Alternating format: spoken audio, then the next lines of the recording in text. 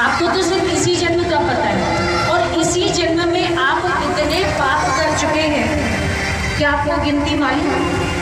सुबह से उठकर सोते तक में आपसे न जाने कितने पाप हो जाते हैं। इसलिए कहा गया है कि गृहस्थ आश्रम में जब आप सुबह से शाम तक रहते हो तो 24 घंटे में हमसे अनेकानेक अपराध और पाप हो जाते हैं। ये पाप कैसे खत्म हो? इसलिए आपको अपने गृह मंदिर के अंदर एक छोटा सा ठाकुर जी के लिए मंदिर बनाना चाहिए। उसमें ठाकुर जी के श्री विग्रह को स्थापित करना चाहिए और वहाँ पर बैठकर आपको भगवान की आराधना करनी चाहिए। कितनी देर करें? अब आप परेशान हो जाओगे कि महाराज जी आपने तो ये बता दिया कि पूजा करो, आराधना करो, लेकिन कितनी देर करें? तो तुलसीदास जी महाराज ने ये आपके लिए बड़ा सुलभ कर दिया है। एक घड़ी आधी घड़ी आदि में बुनियाद, तुलसी चर्चा राम की कटही को पियंगा, तुलसी चर्चा श्याम की कटही को पियंगा। कोटि का मतलब करोड़ों नहीं, कई प्रकार के अपराध।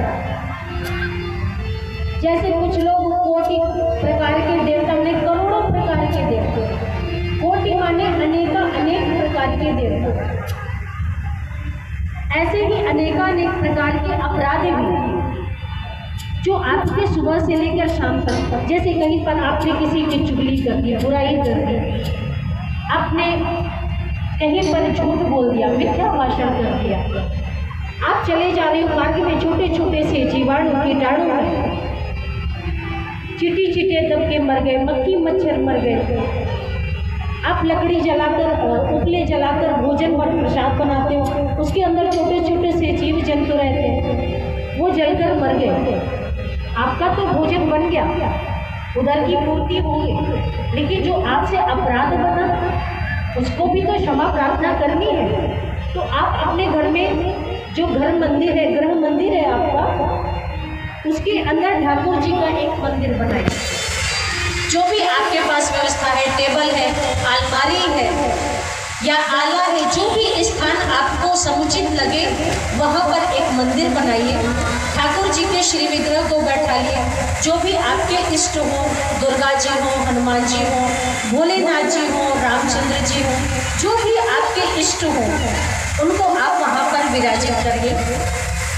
और समय सबसे पहले आप उठिए, अपने गृह मंदिर की साफ सफाई करिए, ठाकुर जी की साफ सफाई करिए, स्नान करिए। स्नान करने के पश्चात आप पहले पूजन करिए। लेकिन सभी को सबसे पहले एक नियम बनाना है, सूर्य नारायण भगवान को जल देना।